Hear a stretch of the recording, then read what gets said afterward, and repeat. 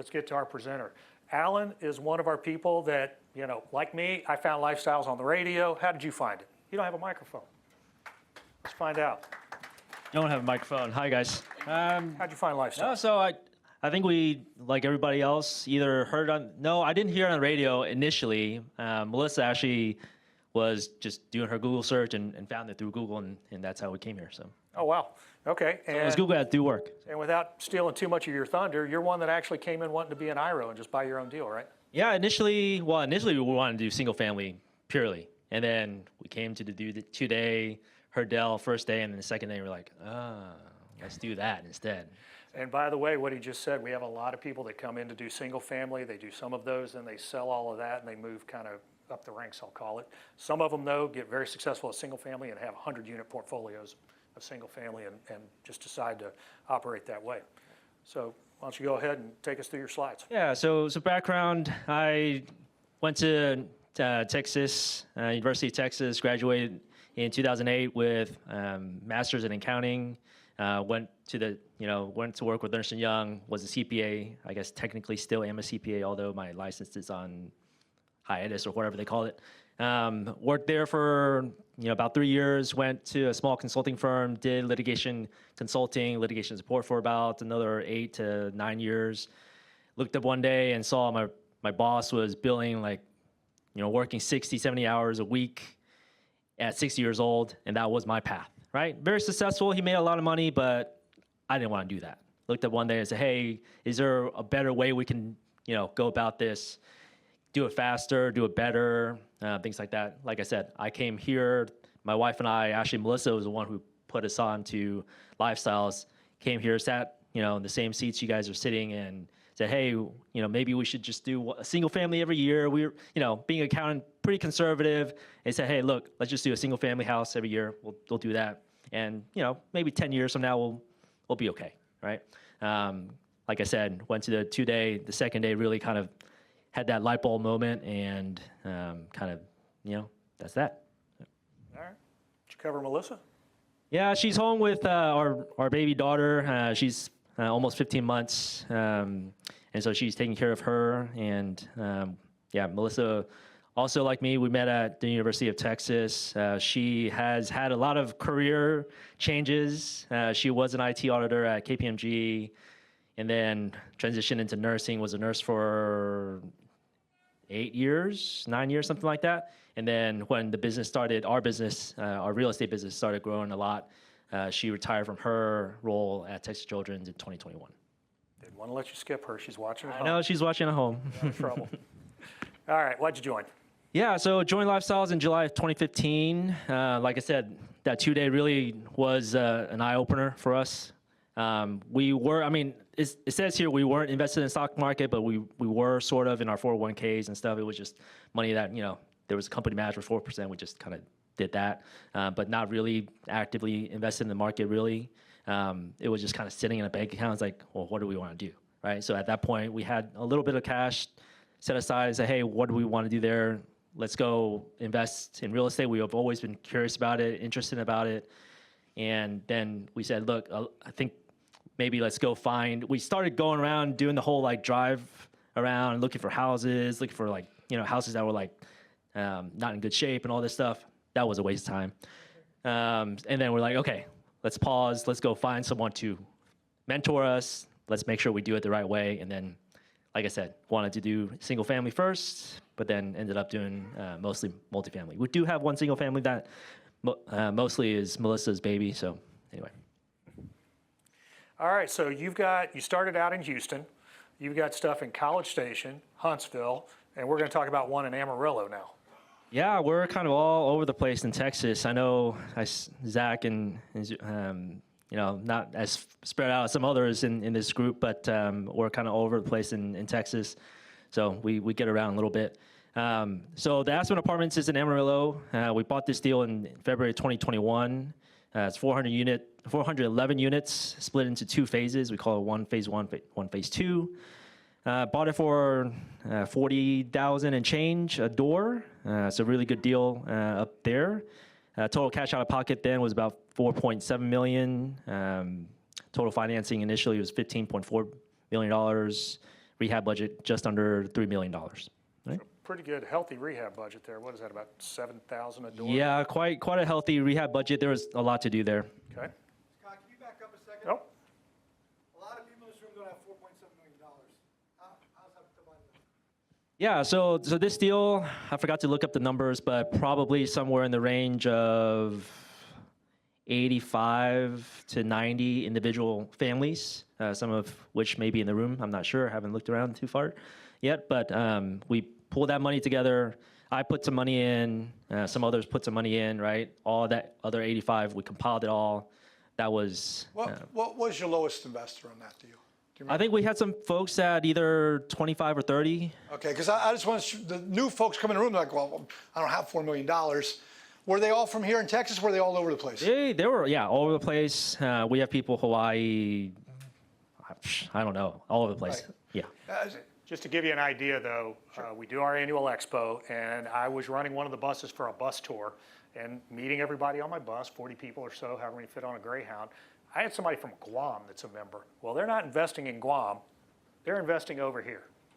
And I have another question for you, because I get this all the time. You know, okay, so you have people from all over. How many of them actually visited the property that invested in the property? You know, that's actually a really good question because we had quite a few. Because Amarillo is actually on the way from Texas to New Mexico to Colorado. And I have occasionally, a number of occasions, one of our investors say, hey, I'm driving through Amarillo. Do you mind if I just pop into the property? I'm like, yeah, go pop in. You know, if they give me enough notice, I'll let our team know, hey, manager, go show this guy around or, you know, that lady around.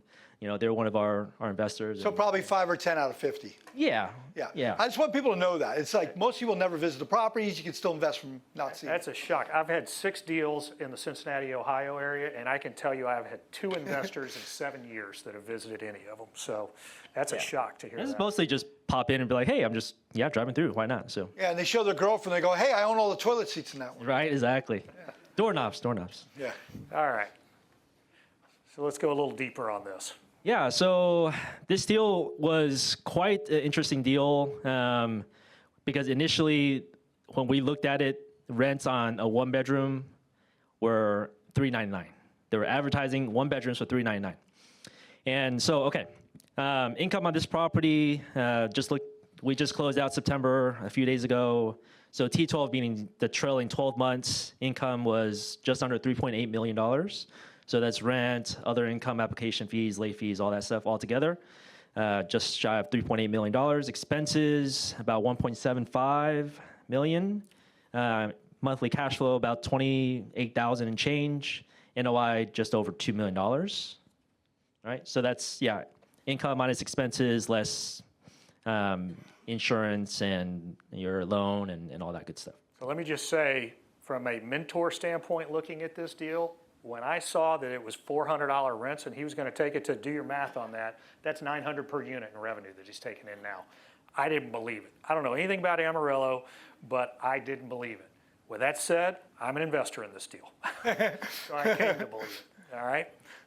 Keep going. Yeah, it's kind of crazy because when we took over this deal, monthly income was something $205,000. I think we just closed last month. And if you're an investor, don't quote me. I'm going by memory. I think it was like 200 or 314,000, something like that. Yeah, almost 60% increase on a monthly basis. All right. So right now we're running about 6% cash on cash return. Yeah, that's just shy of 6% cash on cash, and that's after having done the refi. And so so let's talk about the refi. We kind of buried the lead there. So we did a refi in August, where we closed on the refi in August of 22. And I will attribute a lot of that credit to Scott in that back room there, just kind of having casual conversations. Like, hey, what about the Aspen? You think about refining, rates are increasing. So we kind of had that, thought process like, oh yeah, we probably should pull the trigger.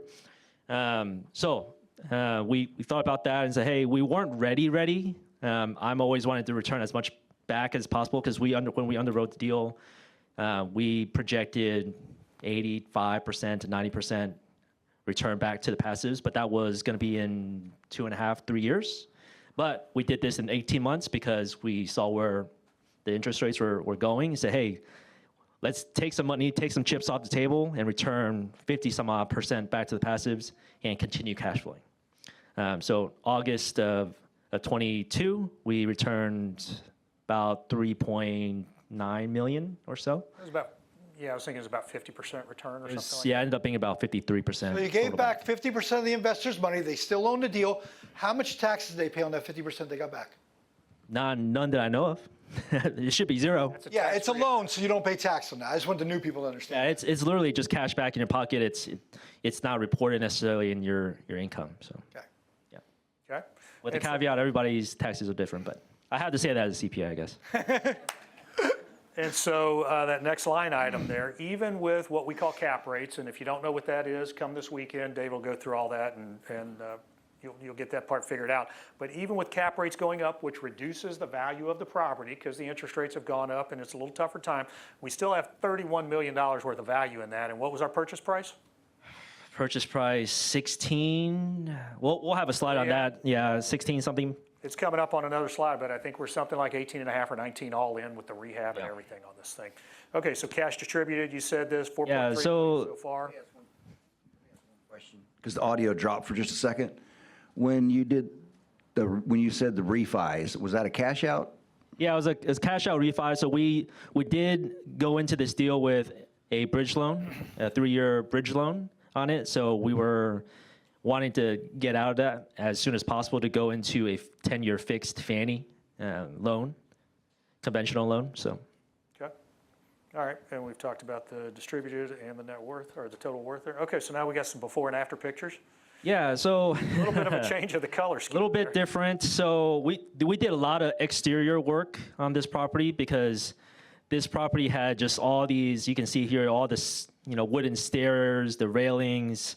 It was a huge safety liability. We went and did all new staircases outside the horizontal railings, the steel railings. They're really nice and solid. No issues there, I've never seen grass painted to match the color of the building before. right? All right, here's an interior. So interiors, I will say the prior ownership did a better job keeping up with the interiors than the exterior. And so you can see here, there's not a huge amount of change, just making it look a little bit more modern. What we've recently done since this picture was taken was added the cabinet pulls. It's an easy, they're, yeah, a pack of 30 for 15, 20 bucks on Amazon or whatever. So Basic stuff here, basically taking it from the browns from, Yeah, the it- 80s into restoration hardware gray there. not much on the interiors. We did some flooring. We did the resurfacing on the laminate countertops. Yeah, just kind of upgraded some lighting and plumbing fixtures. And Okay, here's the office.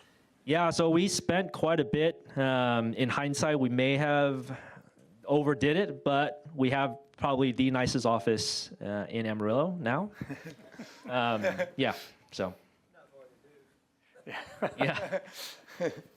All right, so another look at the numbers.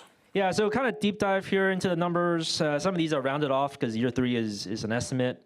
So year 1, this is year 1 of our ownership. You can see down here the cash flow is negative because that does include all the CapEx that we put in. So you can see how, year 1 to year 2 was that huge jump. So from just under 2.8 million to 3.6, and then we're trending to just over 3.8 million this year. Hopefully finish out. Okay, and you see the net operating income going up. That's what's driving the value that we were able to cash out half the money on already.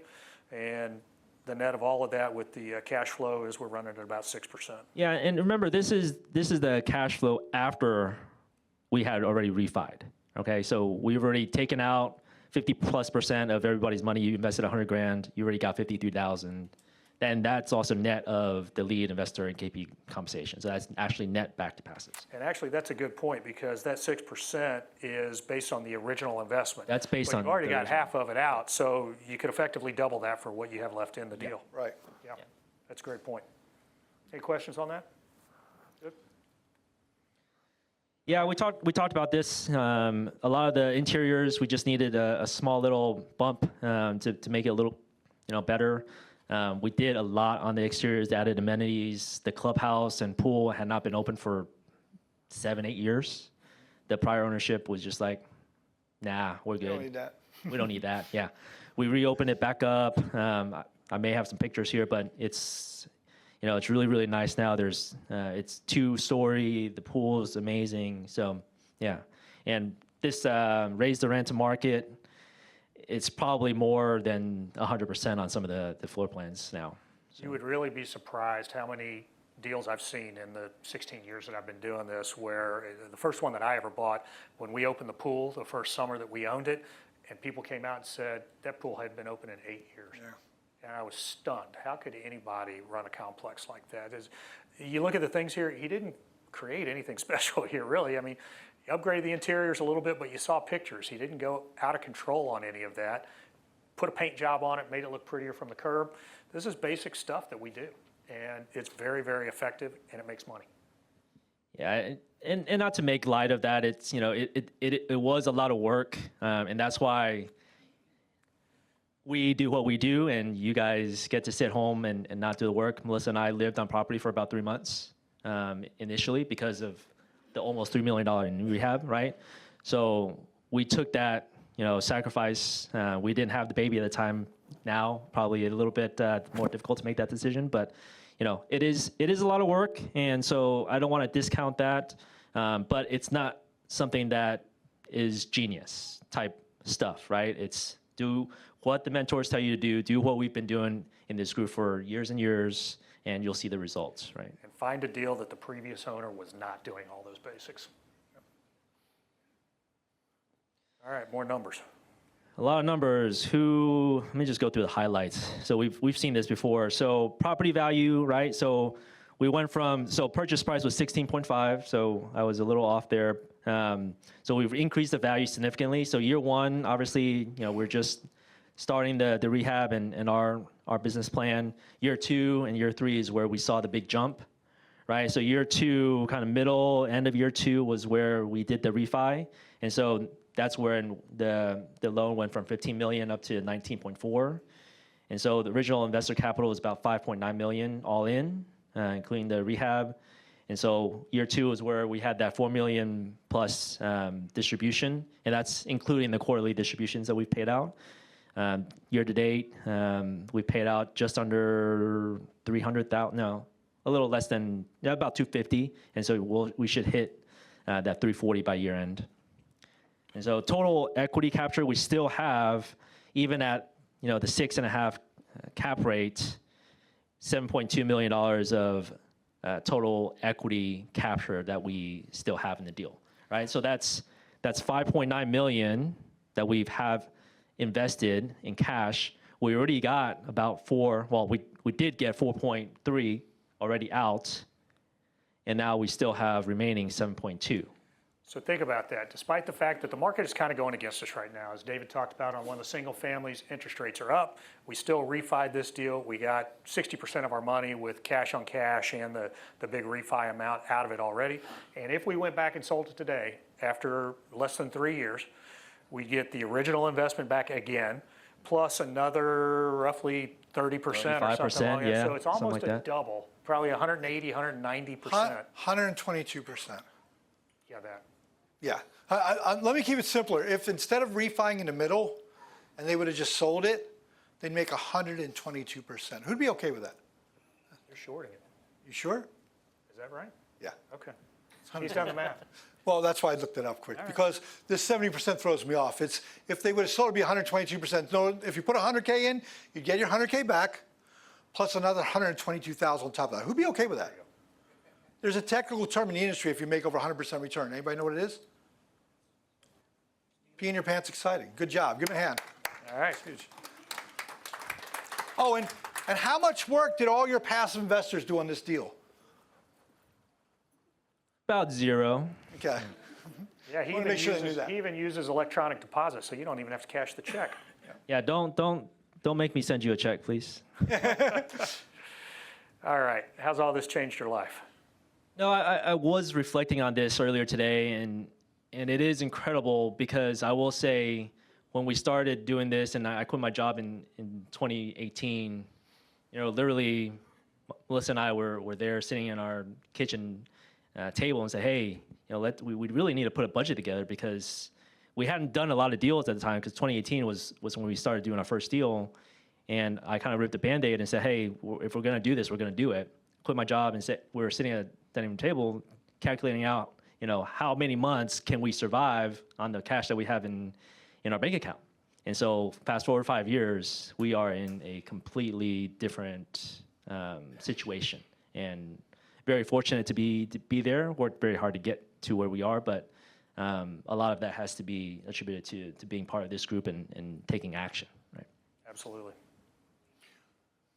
All right, so where do we go from here? Yeah, short term, continue doing what we're doing, making sure all of the deals, are profitable. Sending out distributions, and just continuing to see if there's any good opportunities to buy. There are going to be some really good opportunities to buy here in the next little bit. So just kind of preparing for that, getting our processes in check to make sure we take advantage of those. And really continuing from here, it's legacy now, right? So creating a future for our children, our family, all that kind of stuff, and hopefully one day kind of go more the Curtis route of going, being key principals and doing more passive deals and things like that. So more passive stuff in our near and long term, but also continuing our lead activity as well. So. All right. And then who's on your team? You've got mentors, you've got Lifestyles Realtor on there, we've got some vendors. By the way, we've kind of brushed over this, I think, but the vendors are a big piece of it. We do have a vendor program there. If you're in the room, the table at the back there is an example of all the vendors that we have in the program. So it's everything from the big guys you see here, Lowe's and Home Depot, to lenders, loan brokers, roofers, general contractors. Everything's pretty much covered back there for you to help you get through this. Yeah, I mean, obviously, Scott, you and I have talked a lot about this deal. All the other mentors, I have on speed dial pretty much. We have other thing that I didn't put on here is other lead investors in the room. I see a few here. We communicate pretty often, kind of say, hey, what's going on with your deals? How can we help on this or whatever? So that is a huge benefit. We have text groups going all the time. Just like, hey, we just experienced this. We just experienced that. What are the solutions? And by the way, what he's talking about, it exists at the level of the leads, those of us that get together and share vendors and experience and all that sort of stuff. And it also exists on the passive level. There are a lot of passive meet and greets where they're sharing their experience and their knowledge base as well. Alan, can I ask you a question? Because I asked the previous presenter this, and I think it's powerful because I remember when you went to the seminar first time with Dell teaching it, I'm going to buy a couple houses. So I want to talk a little bit about mindset, because there's new people that could come this weekend, and people that are watching online. Going back in time, what advice would you give new people? Because your whole world changed that weekend of the direction you were going to go. What advice would you give the new folks from your point of view? I think one step at a time is important. You can only take that one next step, right? Like I think Doug said, you don't need to see the whole path. I couldn't never imagine in my head, hey, in 4 years' time, was that right? 5 years' time, I would buy a 411 unit apartment complex in Amarillo, Texas. Like that was not anywhere in the psyche at all. And you went from thinking I'm going to buy a single family house to 1,000 units that you're in charge of right now. No, so literally was, hey, I'm going to go and do one thing at a time. When you just keep your head down and that next step, that first step is the stepping stone to the next, to the next, to the next, right? So now, yes, when we buy a big deal, it is still, no matter what, probably Scott agrees with this too, it's still nerve-wracking, it's still exciting, it's still, get your heart fluttering a little bit, but if you had not made that first step, you couldn't achieve all the other stuff, right? So you have to take that first step. Yes, it's scary. When we bought our first apartment complex, it was literally all the money in my bank account, save for maybe an emergency fund. So taking that first step is really important to just get over that hump. And then, the rest becomes easier and easier and easier and easier. So all that said, whether you're starting out single family, going into multifamily as a passive, a lead, or you're going to buy your own 5-unit deal, it's about coming this weekend and taking that first step. It's really what it's all about. You guys got a couple questions in the room or online? There's in the room right there. So you mentioned you raised the rents. I think it went up from like